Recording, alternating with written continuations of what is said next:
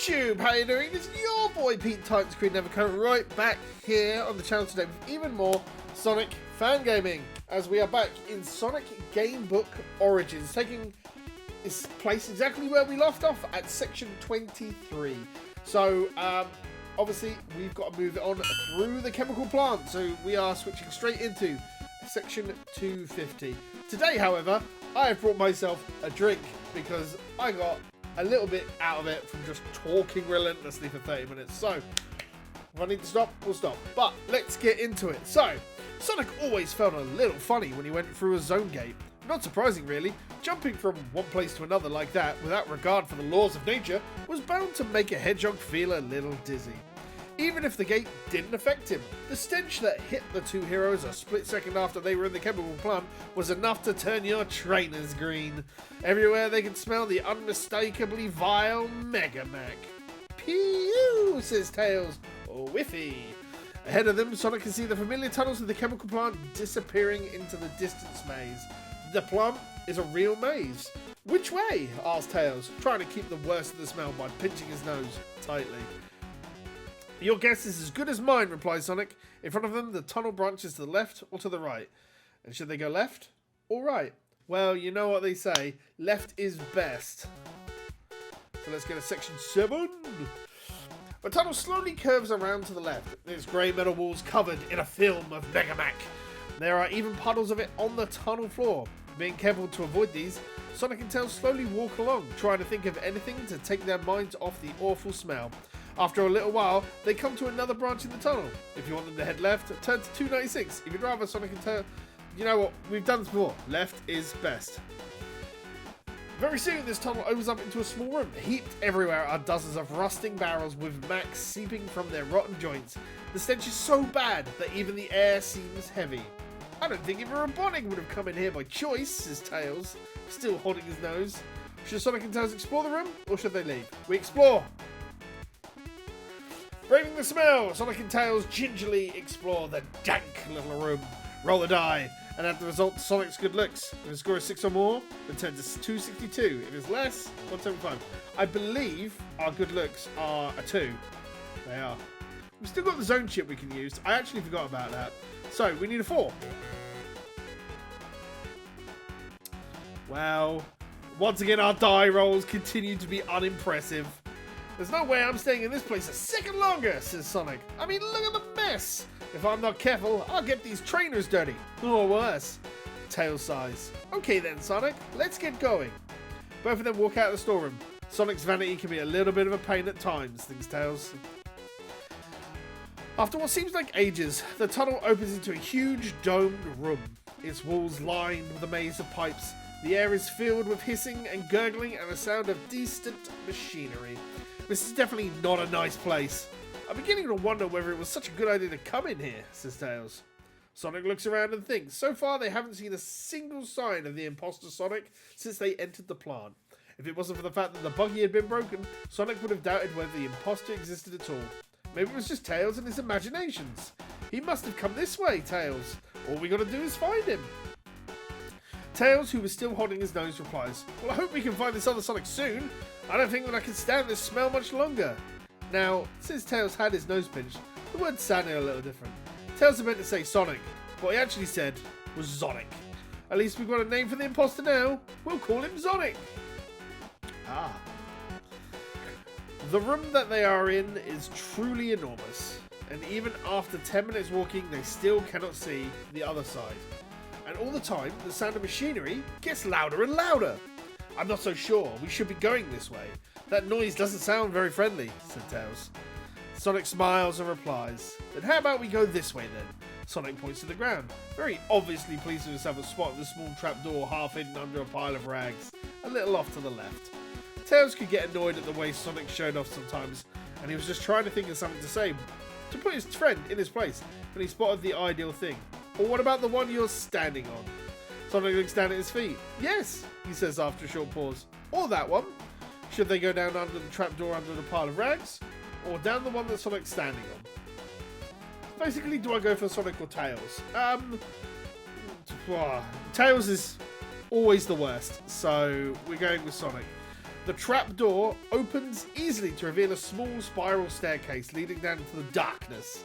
The staircase goes down, and then down some more. And it gradually starts to get hotter. If Sonic has a torch, turn to 163. If he doesn't have a torch, roll the die and add the result to Sonic's agility. If the score is 6 or more, turn to 251. If the score is less than 6, turn to 34. Wow, so this is a 3-way one. So our agility is 4. So we need a 2 or more. Boink. What are these dice rolls? I don't get it. 1 minute, Sonic is walking down the steps. The next, he and Tails are falling through the blackness. Sploosh. Oh no, what's this? Shouts Sonic. Smells bad, replies Tails. In the darkness, Sonic can just see his friend's face a few meters away. Sonic and Tails have fallen into a puddle of Mack. Bad news.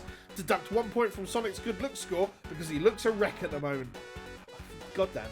Unfortunately, there aren't any mirrors around, so both of them will just have to put up with the mess for a while. Up ahead, there's another tunnel and no time for them to waste. So does that actually take it off? Oh my god, it actually does. Alright. The tunnels here are much smaller than before and lit only by the eerie glow of the Mack. Sonic and Tails walk cautiously along the narrow raised walkway that stands above 2 meters above the floor of the tunnel. Sonic looks down at his trainers. Ugh! He really will have to do something about them as soon as he gets a chance. Tails doesn't look much better either. Sonic is about to say something when there is a loud clang behind them. Spinning round, Sonic is just quick enough to see a massive steel shutter drop behind them, cutting off their retreat. Both of the little heroes look at each other, then Tails says, "What's that?" He tilts his head, listening intently. "What's what?" replies Sonic. "That gurgling noise," answers Tails, his ears swiveling round to pick up the source of the sound. Sonic can hear it now as well. "Search me, there are lots of strange noises around here. Come on, we've got to get moving. I need to find somewhere to sort out these trainers." In most of the following sections, you will see a asterisk symbol. Each visit to one of these sections counts as 1 point. If at any time your point score exceeds 20, turn to 288. Write this number down so you remember it. Okay. The tunnel branches to the left and to the right. If you want them to follow the left tunnel, turn to 239. If you think they should go right, turn to 188. Well, we went left last time, so let's go this way. What is that? Oh, is that an asterisk? Oh my goodness. The tunnel leads on, and the hero's footsteps echo on for ages. The gurgling noise continues, and after a while, Sonic gets used to it and forgets that it's there. At last, Sonic sees the tunnel branching in two and looks around to tell Tails and realizes that Tails has dropped quite a way behind him.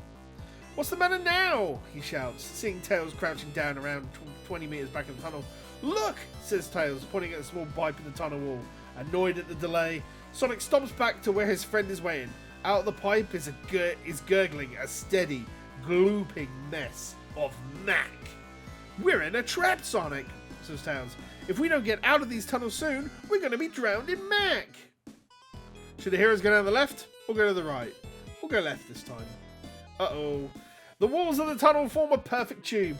They are made of some dull greyish metal streaked with horrible smears of dried on Mack. They look a bit like Robotnik's white coat with all its egg stains. Ugh. After a while, the tunnel branches in two. One tunnel carries straight on, the other tunnel goes off to the right. I don't remember either of these numbers, but I'm going to go right. This tunnel looks like the one they've just left. It would be real easy to get lost here. There's 2 exits. We go left or right? Or straight on or right, I should say. Let's go straight on this one. Oh my goodness. Oh my goodness. Oh my god. This tunnel looks a bit more promising. It's wider than the others, so Tails and Sonic can walk side by side. The gurgling sound continues, and it's fairly obvious that the Mack is gradually getting higher.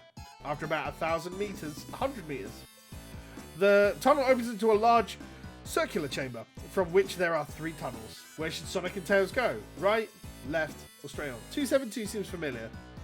21 is definitely not familiar, so let's go that way. After what seems like ages, this tunnel emerges at last into a very large room. Its ceiling is so far above their heads that neither Sonic nor Tails can see the top of it. The walkway carries on to the center, where there are no less than 4 possible exits. Where could they go now? 194 definitely is familiar. So is 179. So we're going to go west to 100. A hedgehog, even a blue one, could very easily go mad in a place like this. Soon Sonic and Tails find themselves at another junction.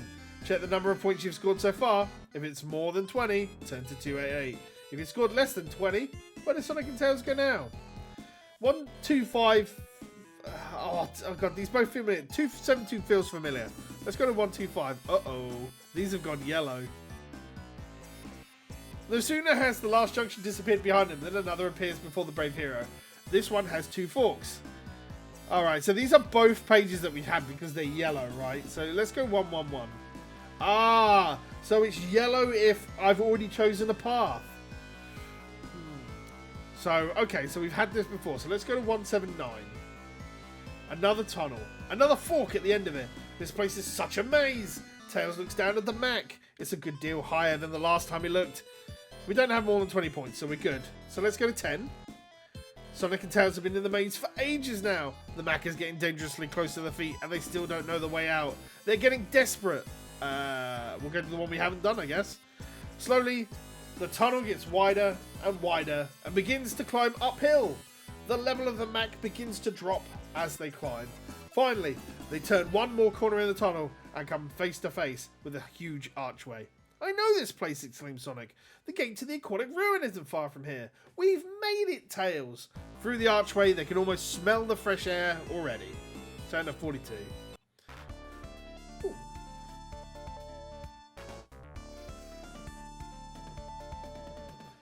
Sonic definitely knows where he is now. Through the archway, they find themselves in a wide, low corridor. The walls are still made of the same dull metal, but there is no Mack, and everywhere is brightly lit by neon lights in the ceiling. Sonic points towards the end of the corridor. All we've got to do is get to the end. Go through a little door on the right and we'll be at the gate, he says. He and Tails set off, deeply relieved to be out of the maze. Up ahead, the corridor bends sharply to the left. Just around that corner, Sonic suddenly falls silent, hearing voices approaching. There are 2 voices. One is deep and metallic. The other, well, it seems familiar to Sonic, but he can't quite place it. Crouching just out of sight around the corner, the heroes are unable to see who is speaking. Sonic. That voice, says Tails. His own voice quivering, slightly frightened of what he's about to tell Sonic. It sounds just like... He pauses. Like you! What will our brave friends do? Should they wait and listen to what is being said? Or should they push around the corner and confront the mysterious pair? I'm going to listen. So now I have you. Grr! At last, says the deep metallic voice. It'll be a great pleasure to see you in my web. You are so uncool, Nick Grabber. You know that, don't you? Replies the other voice, which does sound very like Sonic's own. I think I shall make you a small piece cooler, my friend. Grr! The metallic voice is cut short by a huge crash. Turn to 19. Unable to control his natural curiosity, Sonic darts around the corner to see what is going on. Closely followed by Tails, they come to face with Grabber, the zone's resident steel spider, and a real hard case. He's lying on his back, all 8 metal legs flailing in the air. Above him is a blue blur. The blur, moving at fantastic speed, spins through the air and lands with a mighty thump on Grabber's head, sending sparks and bits of metal flying in all directions. Outstanding! Sonic says aloud. I'm glad you think so, says the blue hedgehog, now standing on the shattered remains of Grabber. That's him! The one that attacked me! Exclaims Tails. Will Sonic and Tails attack Zonik, or will they wait and see what happens? It's too early in the story to have a climactic battle. Sonic versus a metal Sonic, I guess. Face to face with a mirror image of himself, Sonic is quite literally dumbstruck, which, let's face it, doesn't happen very often. It was Sonic who broke the silence first. So you're the one I was made to look like, he said, then pauses. I think I'm an improvement. Don't you? Sonic's mouth falls open, unable to believe that anyone would have the cheek to speak to him like this.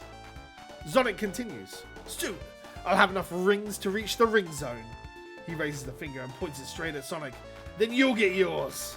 With that, he launches into an enormous spin that sent him over Sonic's head, past the hovering Tails, and he is gone. By the time Sonic has recovered his balance, there is no sign of Sonic. Now you've seen him too, says Tails. Yes, says Sonic. After a while, he does look Tails straight in the eye. And next time, I'll be the one doing the talking. I think that is a good point to finish today's episode. There's a lot more to this than I fully imagined. But we've met our metal rival. Another Metal Sonic before Metal Sonic. Who knows? But yeah, we have finally met Zonik. And that means that who knows where else the story's going. I think the only thing of note is that we've lost a point of our good looks. But we still have the zone chip, which I don't know what it does. I also have an energy gun. Still, amazingly. But yeah, that'll be the end of today's episode. Thank you very much for listening, watching, enjoying. Until the next time, as always, I've been Pete Screen Nevercoat from Project Fingers Productions. This has been Sonic Gamebook Origins as we play through Sonic vs. Zonik. A lot of fun. Until the next time, however, take care, stay safe, and play more games.